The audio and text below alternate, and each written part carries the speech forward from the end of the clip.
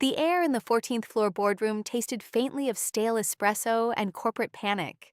When the new VP slammed his hand on the mahogany table, demanding absolute control, he didn't notice the quiet hum of the server rack or the heavy manila folder already sliding across the glass toward him. The neon lights of the corporate headquarters never truly turned off. They just dimmed to a predatory low-voltage hum between the hours of 2 and 5 in the morning. On the 14th floor, the silence was absolute, thick enough to muffle the distant rhythmic thrum of the city below. Elena stood by the floor-to-ceiling windows, her reflection suspended against the backdrop of a sleeping metropolis. In her hand, the porcelain of her coffee mug had long gone cold, but she held onto it anyway. A porcelain anchor keeping her grounded in a reality that was rapidly spinning out of control. The boardroom behind her felt like a stage waiting for an execution. The massive mahogany table, polished to a mirror shine, reflected the pale, ambient glow of the city streets. Everything about this room screamed old money and absolute authority, a stark contrast to the digital invisible ink she had spent the last 72 hours tracing. She could still smell the faint, sharp tang of industrial carpet cleaner and the ghost of expensive cologne from yesterday's late-night executive briefing. It was the scent of a trap being laid, though the man walking into it still believed he was the hunter.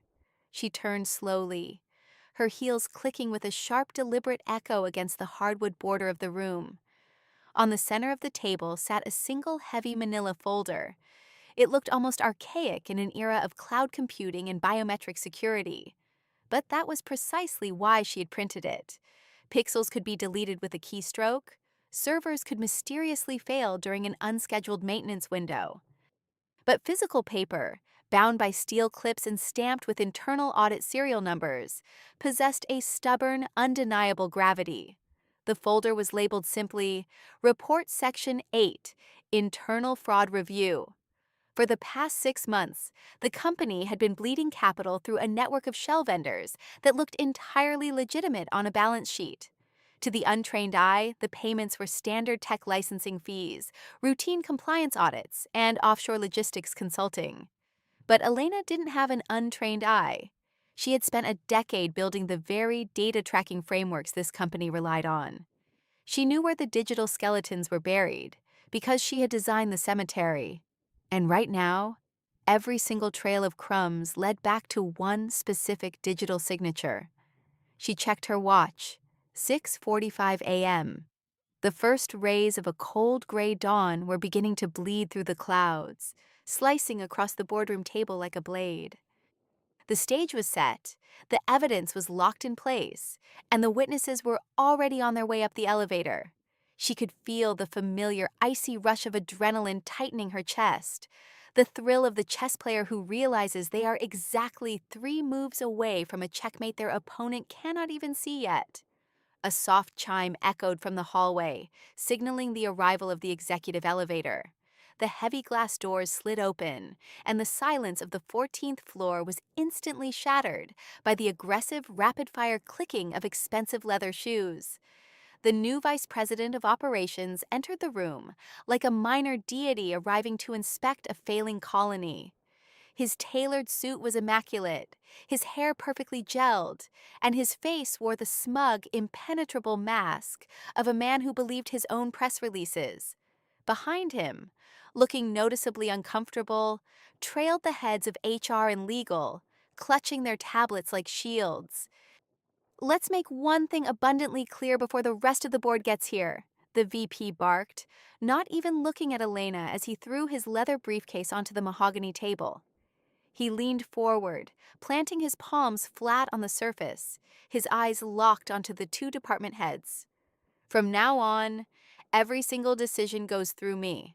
No exceptions, no back-channel approvals, and no independent initiatives. If a pen moves in this building, I authorize the ink." The HR director shifted her weight, exchanging a nervous, fleeting glance with the general counsel. Nobody wanted to cross the new golden boy, especially not when he had the CEO's ear and a mandate to restructure the entire division. He was a corporate bulldozer, accustomed to flattening anyone who stood in his path, completely blind to the fact that the ground beneath his own tracks was entirely hollow.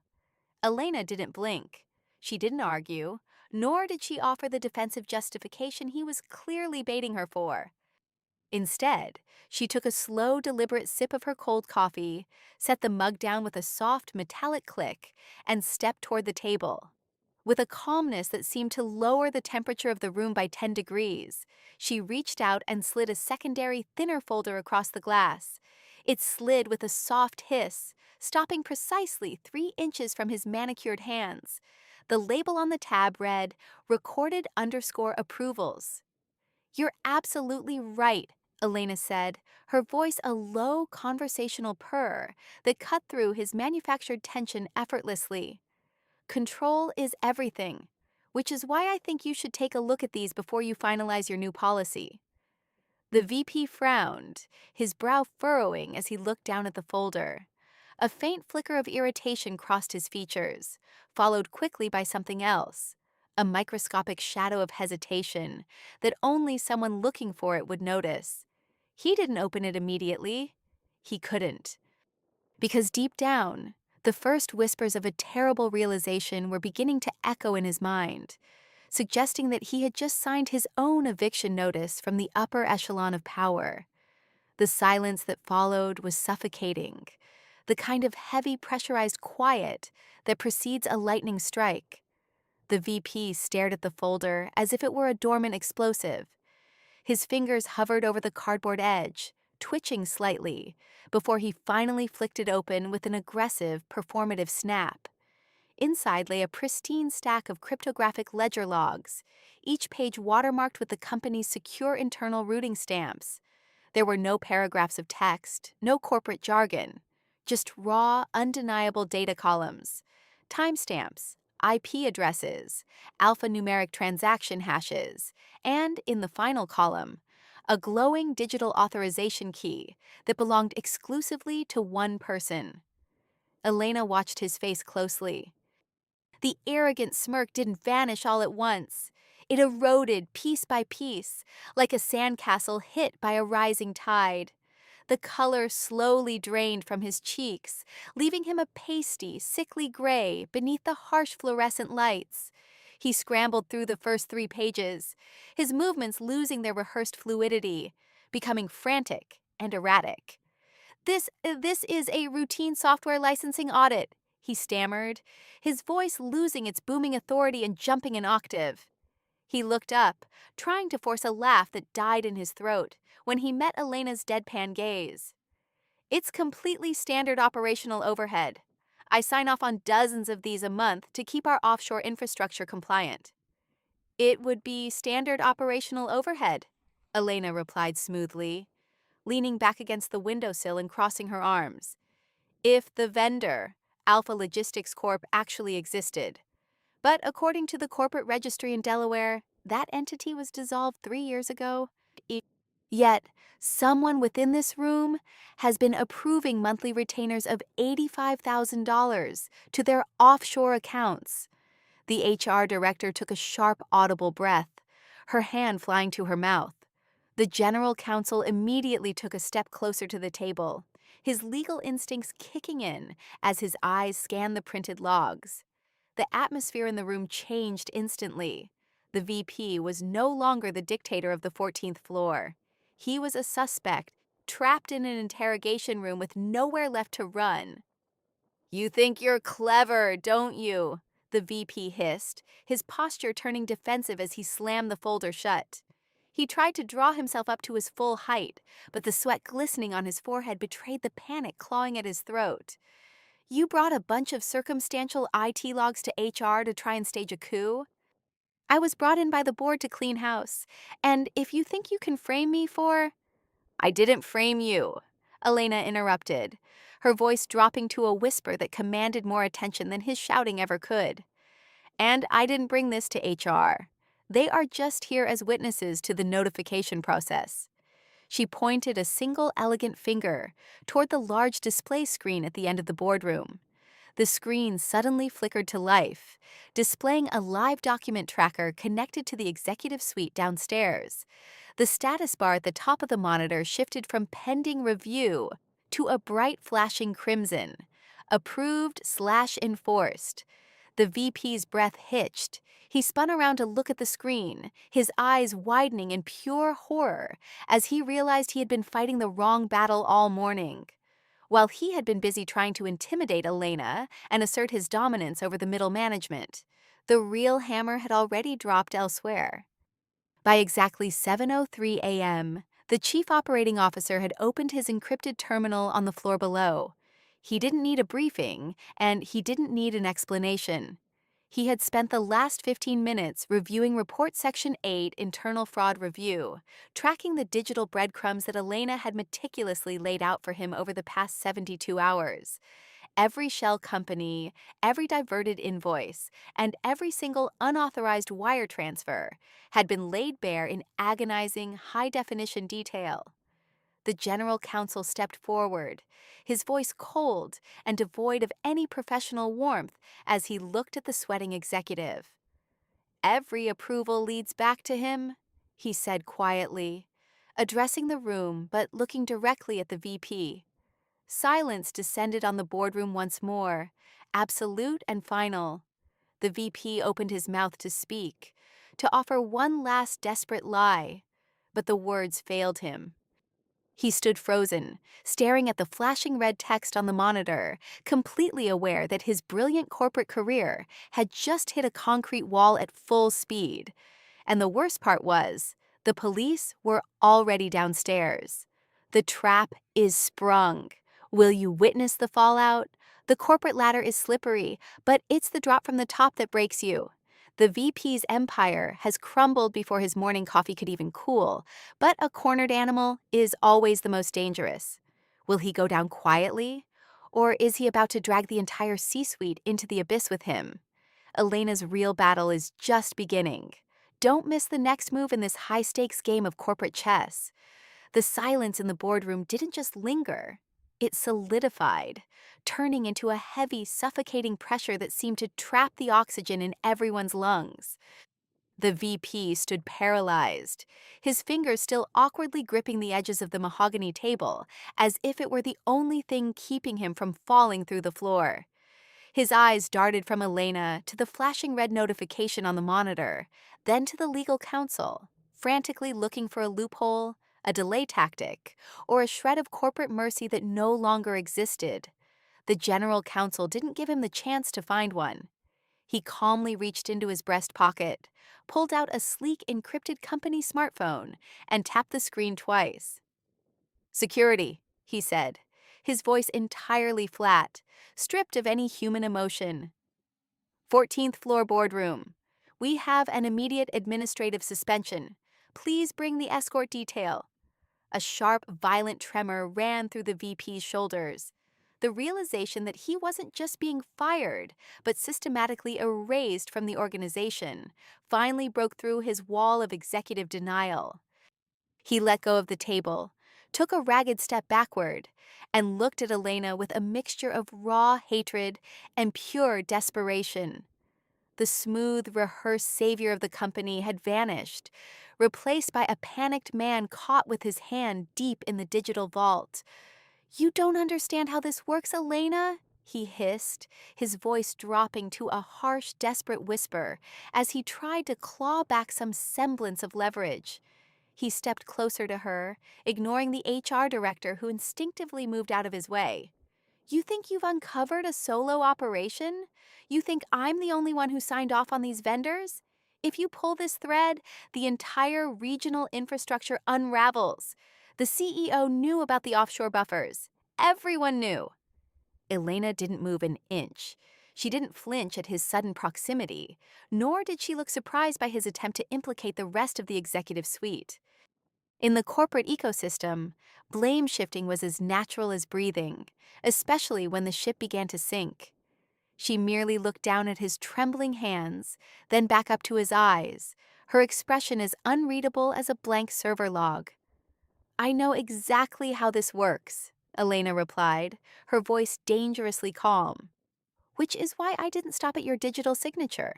If you look at page 14 of the report the COO is currently reading, you'll find the secondary routing numbers. Every single dollar that left those shell companies went into a private account registered to your LLC in the Cayman Islands. Not the CEO's, not the company's infrastructure fund. Yours. The VP opened his mouth to retort, but the words withered in his throat. His chest heaved as he tried to process the fact that she hadn't just watched the money leave. She had followed it all the way to its final secret destination. The trap wasn't just airtight, it was a reinforced concrete vault, and she had just turned the lock from the outside. Right on cue, the heavy glass doors of the boardroom chimed again. Two uniformed security guards stepped into the room, their expressions grim and professional. They didn't look at Elena, and they didn't look at the legal team. Their eyes locked instantly onto the VP, their posture making it explicitly clear that compliance was not optional.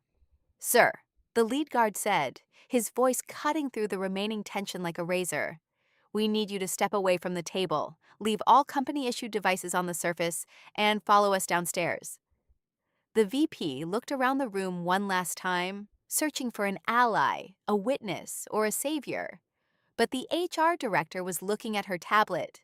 The general counsel was already drafting an emergency disclosure note, and Elena was simply watching him with the detached curiosity of a scientist, observing a predictable chemical reaction. He swallowed hard, his face a mask of bitter defeat.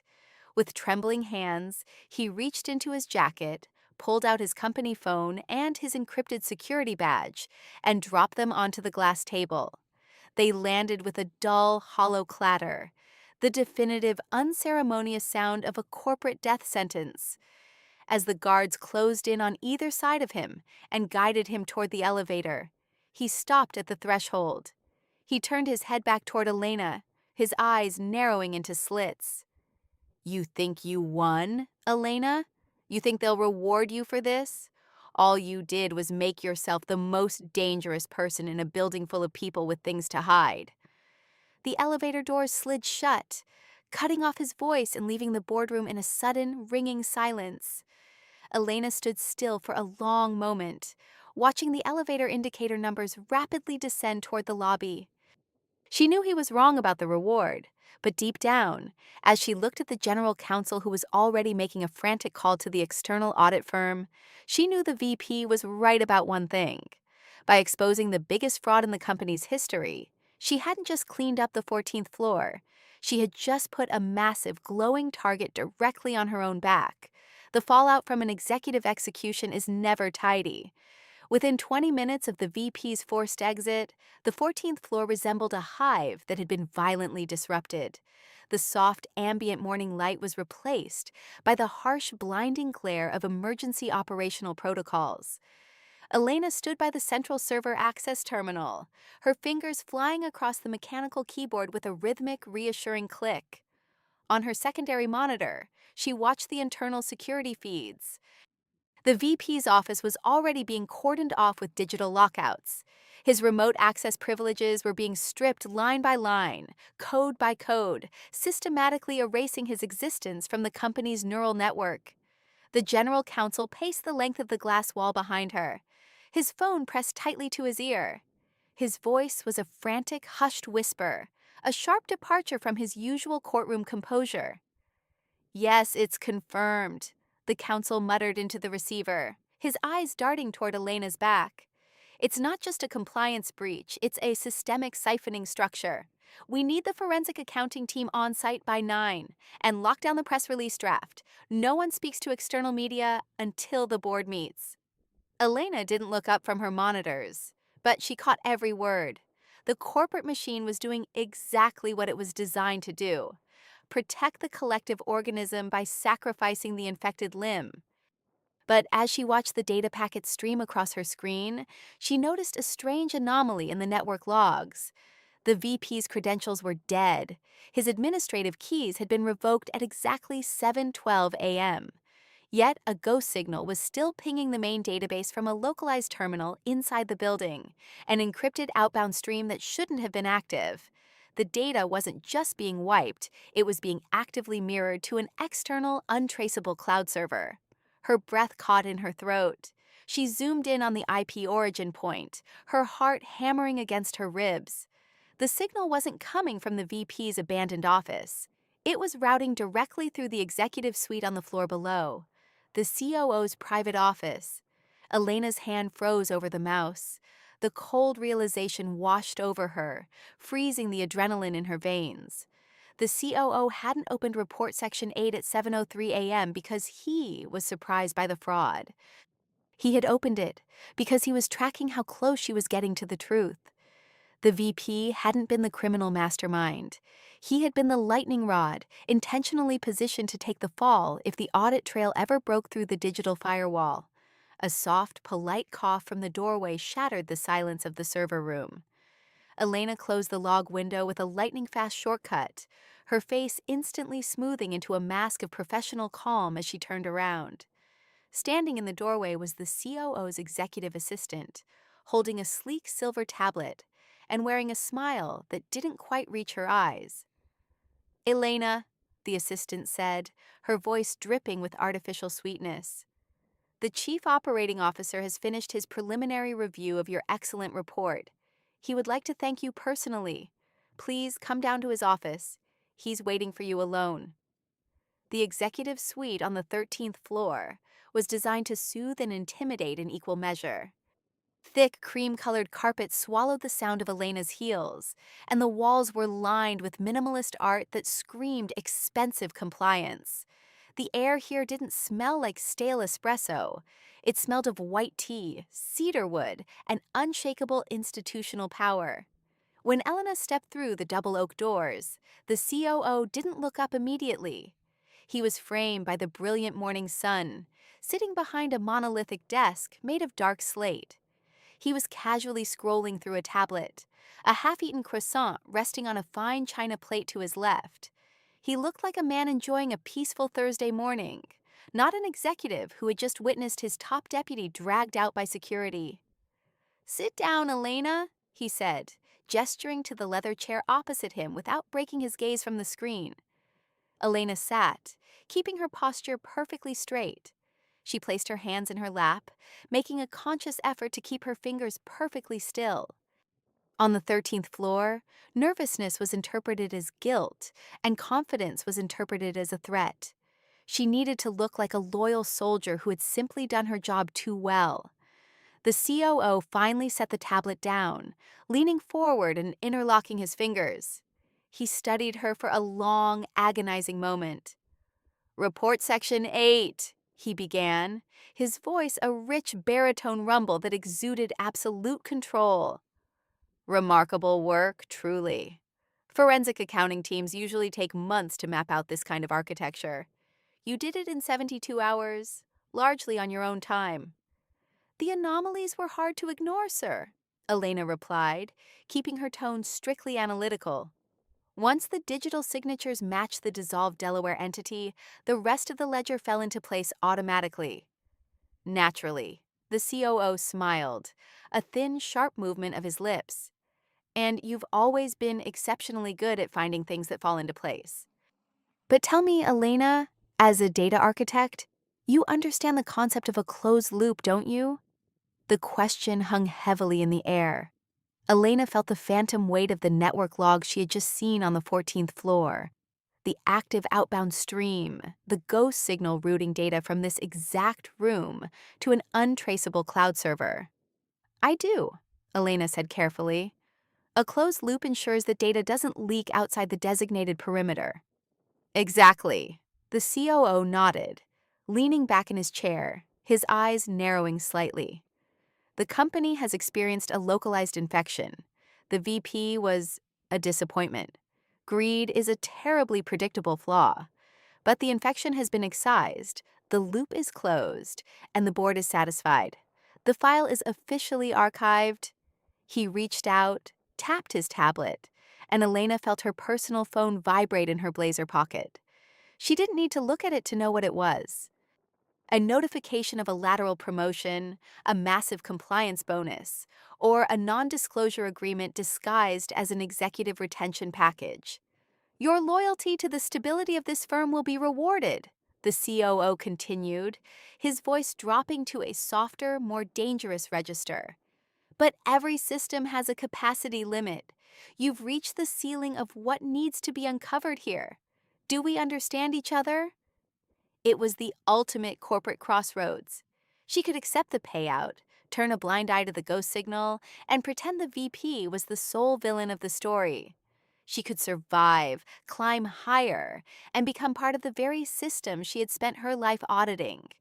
Or she could look at the tiny blinking blue light on her own smartwatch, the one indicating that the secondary encrypted backup of the COO's real-time data mirroring had just finished downloading to her private server. Elena looked at the man who held her entire career in his hands, smiled a polite professional smile, and stood up. "Perfectly, sir," Elena said smoothly. "The loop is closed." As she walked out of the office and the heavy oak doors shut behind her, she let out the breath she had been holding. The VP was gone, but the real game had just begun. And this time she wasn't just tracking the data, she was holding the detonator.